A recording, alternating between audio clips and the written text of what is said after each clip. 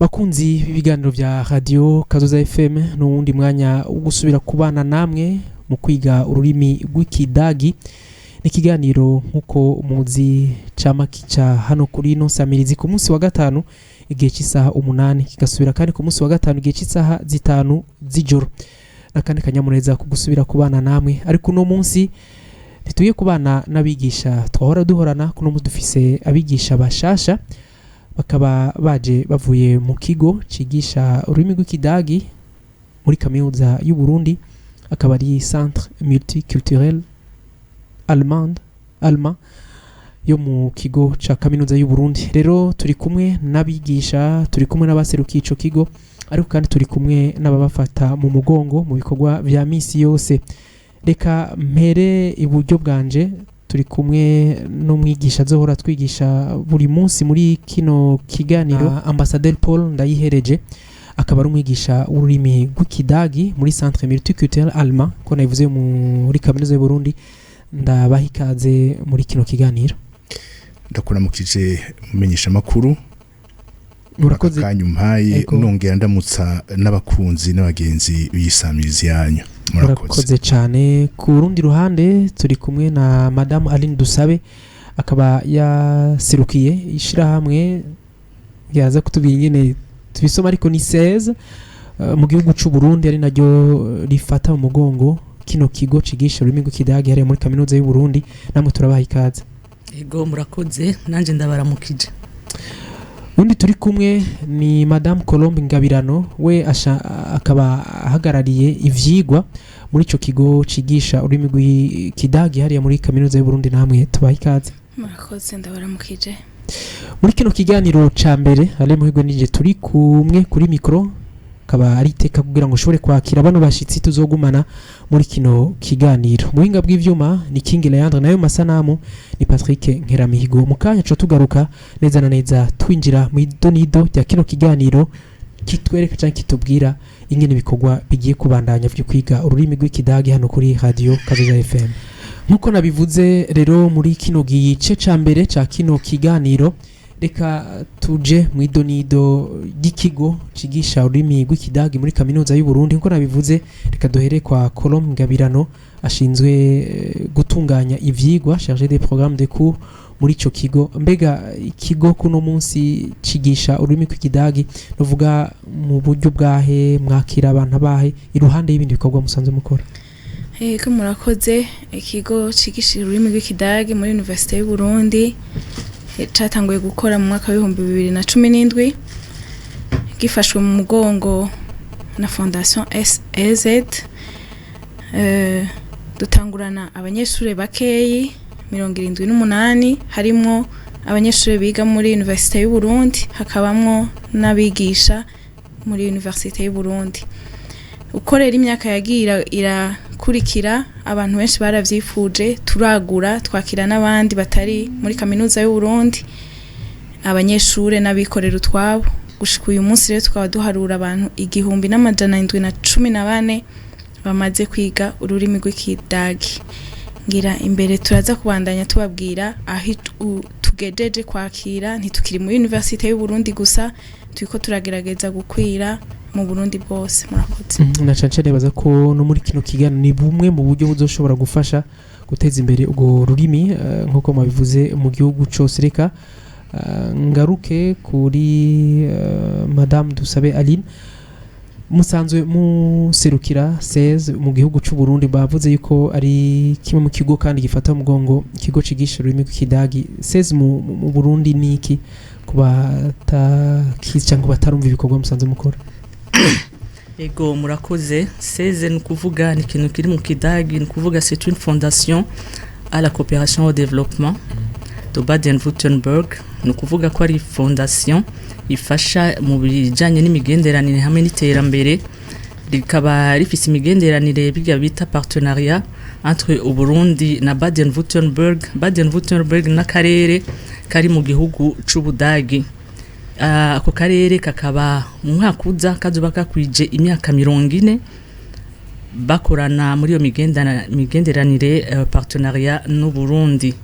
Kuri ubwo rero icatumye bashobora gutangura gufata mu mugongo ico kigo cyo kwigisha ikidagi nuko abantu maze imyaka 40 mukorana vyiza. Ikintu cambere gituma imigendanire iba neza nuko abantu bumvikana cyane cyane mu rurimi, no kuvuga abadagi bumva ikirundi, abarundi bumva ikidagi.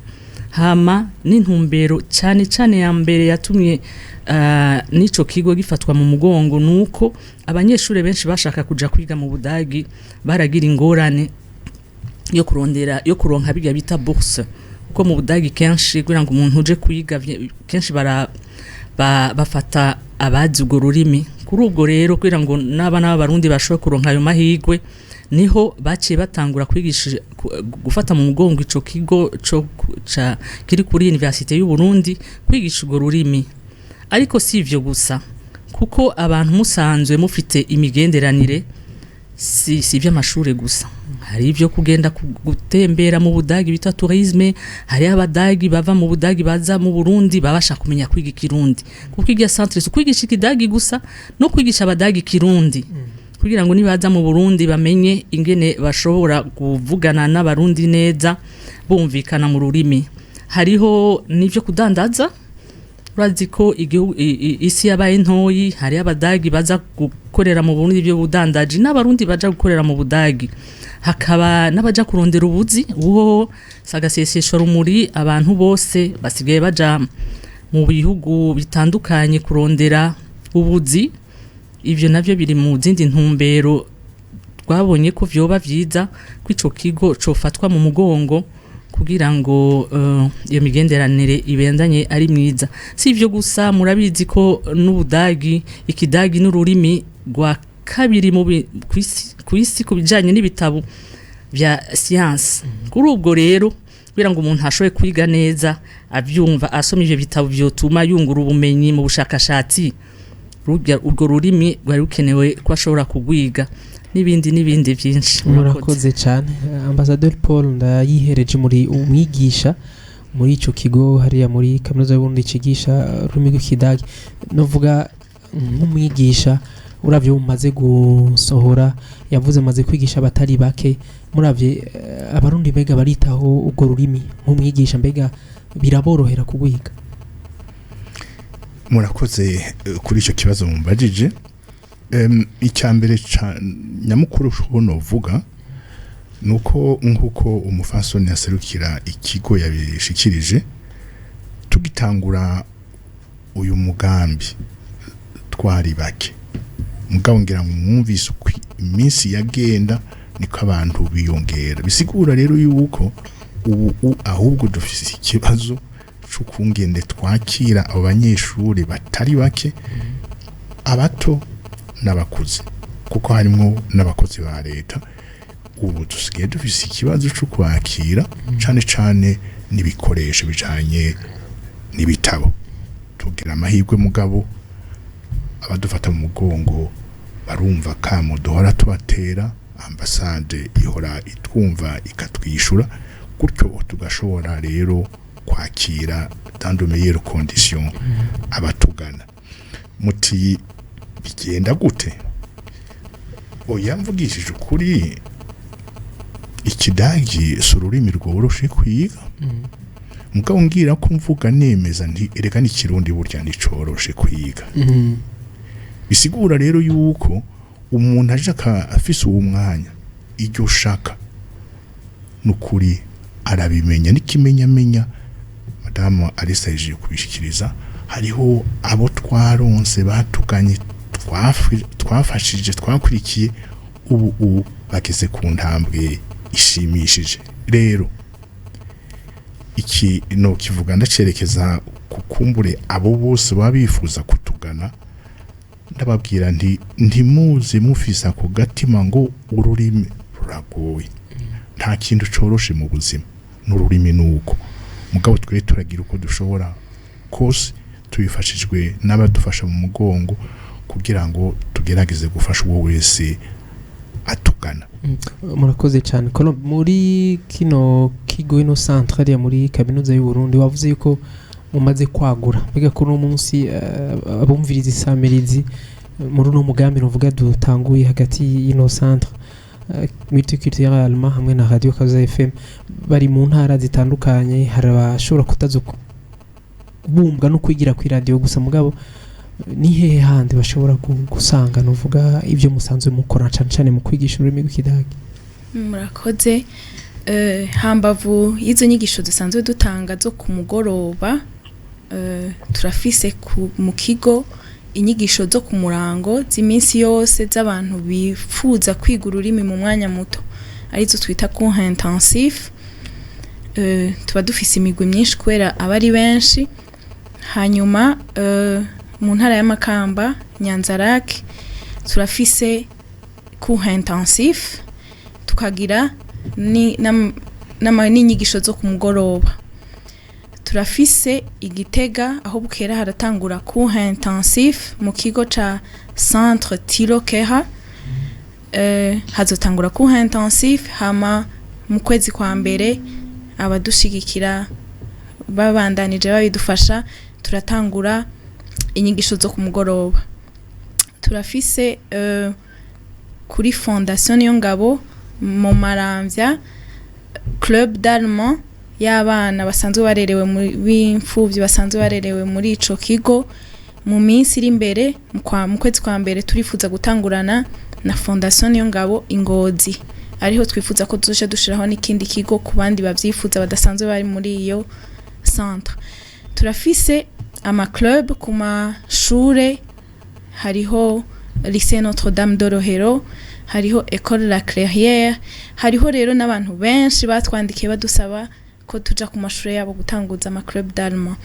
Rero biri mu migambi dufise yuko mu ntango z'ukwezi kwa mbere twishura abo bantu bose bifuza gutangura urwo rurimi. Murakoze. Yego Madame Aline muri Sayos ngira mwavuze ko atari gufata mugongo gusa kino kigo cigisha ururimi rw'ikidagi ho bari ibindi mukoreramo novuga bishobora gutuma ubwo bucuti novuga ku Burundi peut-être n'igihugu c'Ubudagi ariko biciye novuga mu bantu babo ndetse biciye no muri izo ndimi ibindi bikorwa mu bamusanze mukora.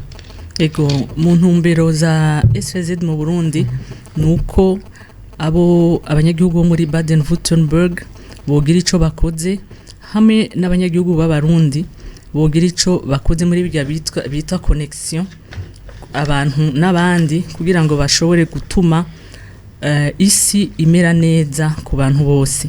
Ego mu bintu dukora mu bintu bitandukanye tukaba dukora mu migambi cyane yo gufasha ugwaruka bijya bita entrepreneuriat chez les jeunes hamwe n'abakenyezi mu byo gutera imbere kudandaza canke kurima n'ukorora hamwe n'ivyo kugarukana amahoro.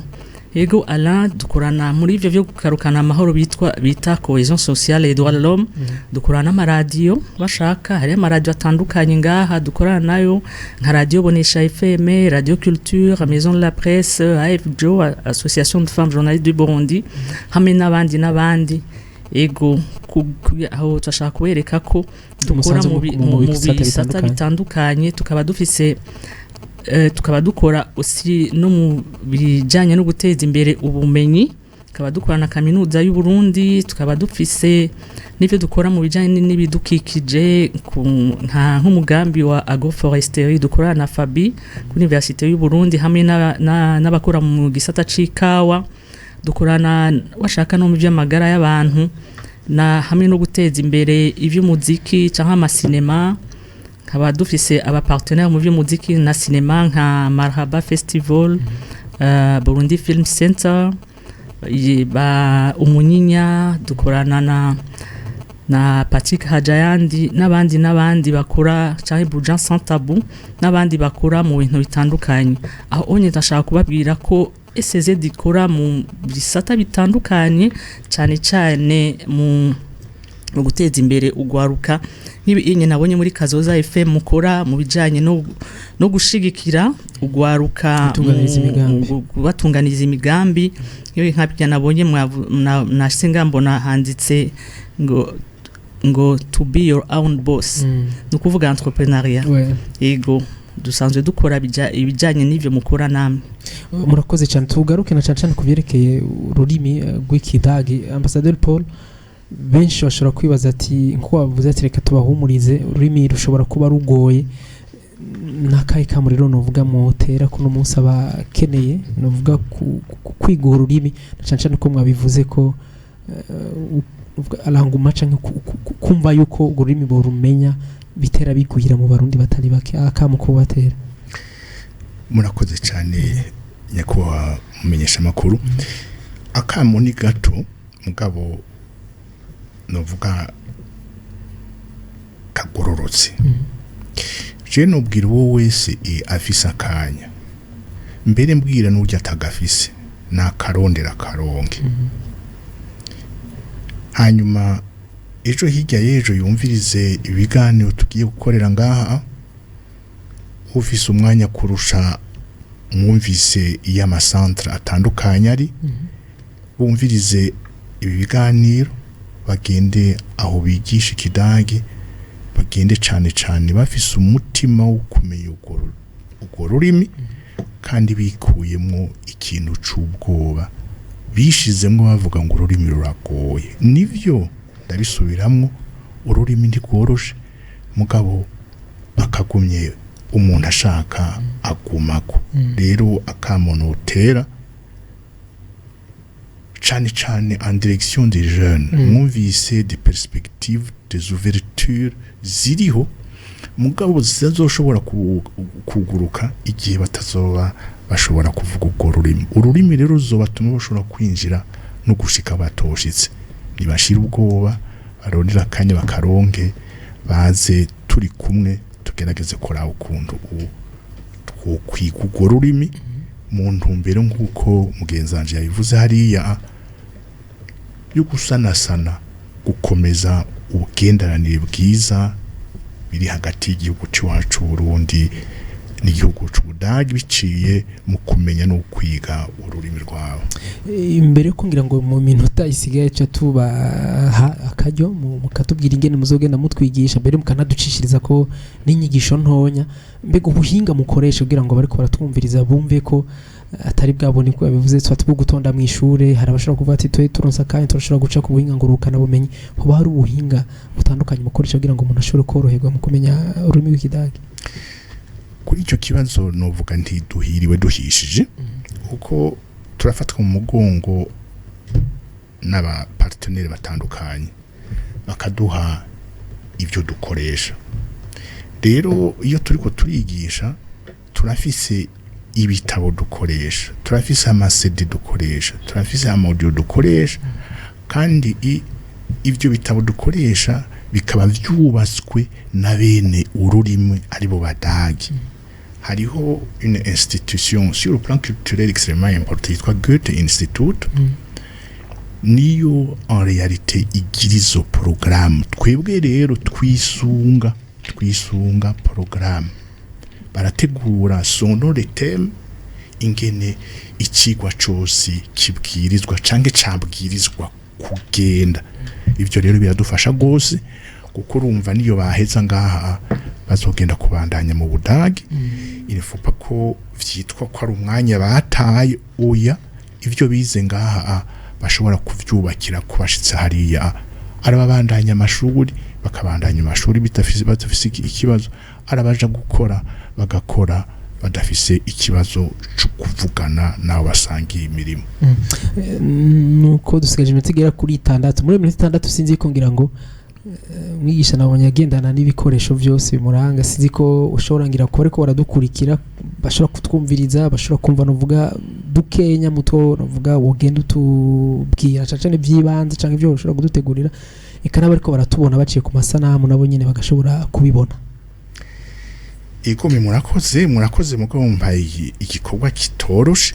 Iminota mu mpaye ni mike mugabo uragerageza ko reka ndabahonje. Ego ni mponje. Tutanguye rero urugendo novuga rutazoba rugufi mugabo turi kumwe je ndazi ko tuzobishobora. Ingene bizoza biragenda rero nabibabwiye, si programme twe twikuriye mu mutwe. Turafise amahirwe, turafise ingene ababijejwe babiteguye ni theme après theme. Theme ya mbere none ko tugiye kwiga ururimi ruzodufasha mu biki. Ubwo rurimi twiga ruzodufasha kwinjira en contact en communication n'abadagi. Kugira ngo ushikire umudagi hari ikintu novuga ikintu sa technique d'approche. Ntugenda umurondera kivyo umurondera, ugenda umurondera ko ubucuti, yuko mwonywana, yuko mwoganira mukamenyana. Kubera arabakozi kumbone ntazoshoka kuronkera akanya mugabo no kwihangana wewe menye icurondera. Muri icyo gihe rero uzombona ugenda umuramutse, ntumuramutse umubaza izina ryiwe, eka mubwira izina ryiwawe, wivuge, uvuge uriwe, uvuge izina ryawe, uvuge niyuva imbere yuko mubandanye. Mbere uzocubona wewe erega wa muntu koko arakeneye yuko tunywana, ndamubwiye ingene nitwa, arambajije yumva ni intango. None ivyo bigenda gute? Nababwiye ntiwihute kumubaza izina, ivuge. Wivuga gute? Uvuga uti mein Name ist, ugaca uvuga akazina kawe. Urashobora kuvuga izina ry'ubukiriso canke izina ry'ubukiriso n'ikirundi. Nihereye ko jewe nije nkeneye contact n'umuntu, ndamubonye hariya ngiyari, nzovuga ngo iki? Mein Name ist Paul Ndayihereje. Mein Name ist Paul Ndayihereje. C'est une invitation. Ni atakwishura ntubigire ikibazo, arafise imvu. Rindira uwundi niyo yaza ukamubona, mubwire kwa kundi mein Name ist Paul Ndayihereje. Mbere gira ko mbere ko ari kumutumira yuko muvugana, ucumubaza uti mbega mweho ngo bamwitwa bande? Und wie heißen Sie? Point d'interrogation. Nivuze sina cy'ubukiriso ni kirundi, yankundiye nanje nca ndamutura ikibazo kimwereka ko nifuza ko ndamumenya. None uho witwa nde? Mein Name ist Paul Ndayihereje. Und wie heißen Sie? Aha rero niho contact itangurira. Kwivuga agukundiye ugaca umuha ubutumire bw'uko nawe yo kwibwira. Nuko murakoze cyane. Ryoza ko abantu mbere ko bamenyana mumvise bikenewe, nibaza ko batari no mu Ikiganiro mbere ko abantu batangura kuyagamanza kwidondorana, ngira ngo baratugije ingene dushobora kwidondorana. Nuvuga ngo akari inyuma niko keza kuruta tuno tujambo tunga, sinzi ndiko noshobora kudusubiramo. My name is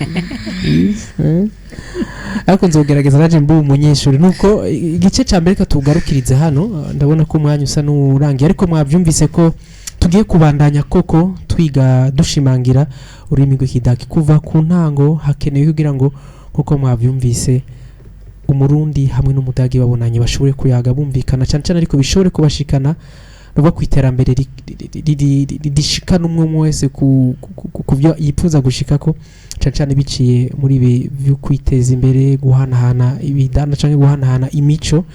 Ariko rero reka ngire ko ngira ngo mpa ikaze koko umwigisha Ambassadeur Ndayihereje Paul, ko rimwe mugiye kubandanya mwigisha abari kuzo bari ko baratwumviriza. Nibaza yuko kazo bakajya keza kubandanya twiga ivyo muzoma duteguriye. Ndabakengurukiye, naje ndavyizeye gose ko arakaryo keza. murakoze cyane niwe mugiye kubandanya rero mu biganiro ko nabivuze iminsi yose ku munsi wa gatanu gihe cy'isaha 8 hamwe n'igihe cy'isaha 6 z'ijoro natwe zogenda turabwira ikindi gihe tuba tungije kwandi masaha ariko kandi nko nari nabivuze hano muri studio muri kino kiganiro cancane c'intangamarara turi kumwe na madame Dusabe Aline ngira mwumvise ko aserukira ishira hamwe seweze mwumvise ko rikora bitandukanye harimo no gushigikira ikigo cigisha ururimi rw'ikidagera muri kaminuza y'u Burundi tubakengurukira. Ego nanje nkaba nkengurukiye cyane Kazoza FM kuri iki kiganiro gishasha iki kiganiro cyo kwigisha ikidagi cyane murazi ko hariho abarundi benshi bo muri diaspora bari bakeneye cyane kumenya ikidagi cyo iki kiganiro kido bafasha gose murakoze cyane kandi dushimire madame Ngabirano Colombe asanzwe nawe jeje gutunganya ivyigwa hariya muri ico kigo cigisha ururimi rw'ikidagera muri kaminuza y'u Burundi tubakengurukire. Nimwe dukengurukiye cyane turifuza ko tuzobandanya dukorana neza murakoze cyane muri kino kiganiro c'intangamarara yari ale muhigwe kuri micro King Leandre yariko adufasha mu majwi Patrick Nkeramihigo niwe yadufasha kugira ngo amasanamu ashobore kuboneka naho ubukurikira ariko muzaba muri kumwe na Paul Ndayihereje. Murakoze cyane. Kazoza FM, be your own boss.